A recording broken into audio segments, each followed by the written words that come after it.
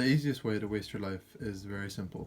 You sit at home all day every day, and the only time you're not sitting at home is when you go to school or work. And after the times you do go to school or work, you feel good about yourself and you feel like you deserve a rest. So you really end up spending all of your free time resting. And when it's the weekend or you have days off, you rest because you still think you need more of it. And it's actually all you do with your free time. And when you compare yourself to the man who disciplines himself every day, the man who also goes to further education or work, but then comes home and spends his free time building up his body or his brain, you laugh at how miserable his life seems. He has no time to rest and he's always busy doing something. Then you see him in person or actually go up and talk to him, and it's a different story. And the man is very happy. Not only that, he's fulfilled. He's so happy and fulfilled that he's living in abundance. And when someone lives in abundance, they're not only happy to give to others, they insist on giving to others. Living any kind of life, good or bad, is just a matter of habits. The habits that you consistently do every single day will make up your life. How to waste your life. You go to sleep at night knowing that you have a free day the next day and plan on not doing anything the whole day. So you wake up the next morning, and a few hours after you usually wake up, you've had a lie-in. You wake up and you immediately look for your phone. You pick it up and you start scrolling through your notifications and your social media feeds. And you spend another few hours in bed just going through your phone. And this morning you're feeling a bit horny. So you open a private tab on your phone and jerk off the porn before you even got out of bed. You eventually get up and look for some food. But there's nothing you can instantly make and nothing you can make easily. So you order yourself some food. And while you wait for your food to arrive, you spend the entire time looking further through your phone. Your food comes, and the instant you get it, you run back up to your room to watch Netflix while you eat it. And you do that until you finish your food, where you then go back to scrolling on your phone even further, while Netflix plays in the background, to make you feel a bit less lonely and to stimulate your brain that bit more, since only being on your phone or only watching Netflix isn't enough for you. So you then continue scrolling through your phone while sipping on a sugary drink, all while Netflix is playing in the background, and you do that for a few more hours after. Then dinner time comes around, and you're starting to feel a bit hungry, but you're not starving and only a bit peckish, so you decide to get yourself a snack. You bring down a whole bag of crisps and a whole bar of chocolate, and you say to yourself that you're only going to have a bit. But then comes bite after bite, and before you know it, you've had everything that you've brought up. And you continue to eat it because you were honestly a bit hungry, and the snacks just tasted too good for you to stop. People often get mixed up the feeling of hunger and the feeling of thirst, and you've had no water today. The only liquid you ingested was that sugary drink after you had your breakfast. And because it's dinner time, your mother made food for you, and she brought it up too. But you tell her that you're not hungry, and make her bring it back downstairs. And now you're content to sit the rest of the evening in your room, maybe getting a few more snacks and just scrolling through your phone. And you continue snacking because you didn't have proper food, and the snacks you did have didn't fill you up, so you're still honestly hungry. Then it gets to a point where you're starting to feel a bit bored. Your friends aren't messaging you back as fast as you'd like them to, and your social media feed is starting to slow down, so you decide to jerk off the porn again. You feel 10 times worse than you did in the morning.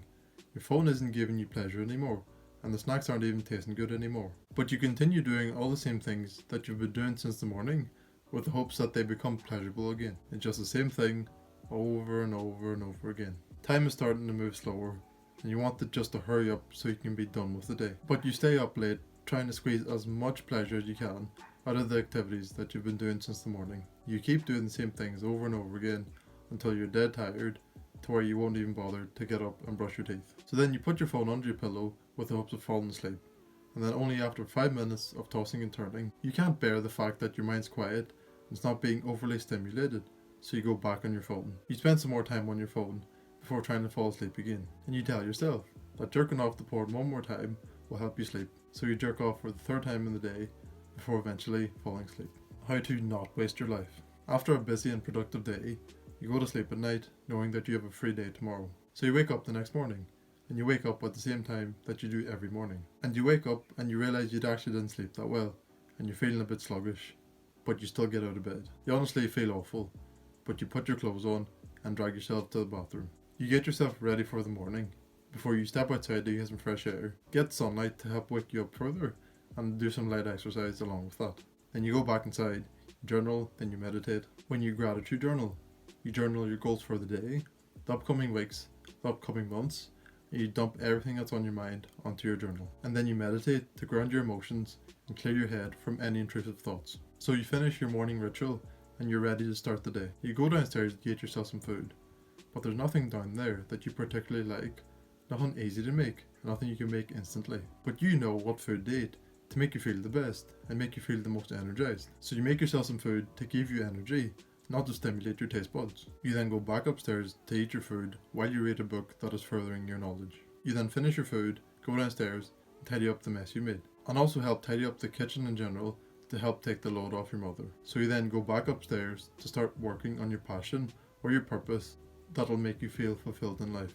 You first take some time to rule out what needs done, how you'll do it, and in what time frame. Everything is set up for you to massively succeed. You finish the task that you set out to do within the time frame. So you then give yourself time to lie comfortably, read, and have a little snack, and the only snack you have throughout the day. The feeling of laying comfortably, reading while you eat a snack, is something you look forward to every day, but only after you've completed things that need to be done. You know that you should only reward yourself when you deserve it. And before taking on the second big task of the day, you make yourself some more whole food that'll give you energy and will keep you alert and focused for the rest of the day. Second task of the day, you again rule out what needs done, how you'll do it, and in what time frame. And a few hours later, you're finished your second task of the day and are completely finished working on your passion or purpose for the day. You know that you only have so much capacity for deep work before the quality of your work gets hindered, so you never push yourself so far that you burn out. And you see that it'll soon be dinner time, so you give yourself some time to continue reading your book.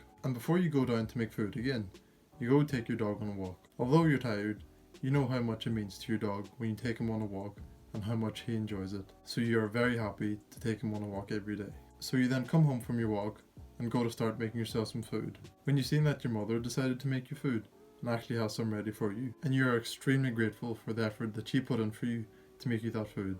So you thank her and go back upstairs to eat. And once again, you continue reading your book while you eat. You finish up eating, so you go downstairs to leave your plate in the sink, but you see that the kitchen is messy again. So you take the time to tidy the kitchen again.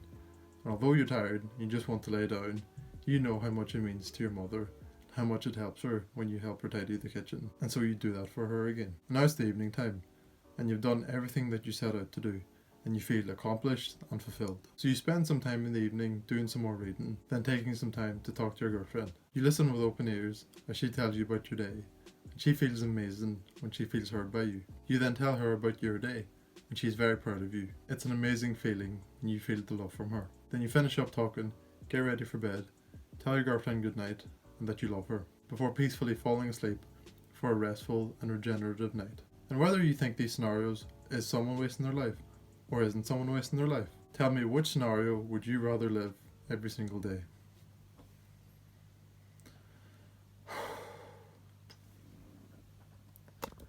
Bring it back, sing it back, bring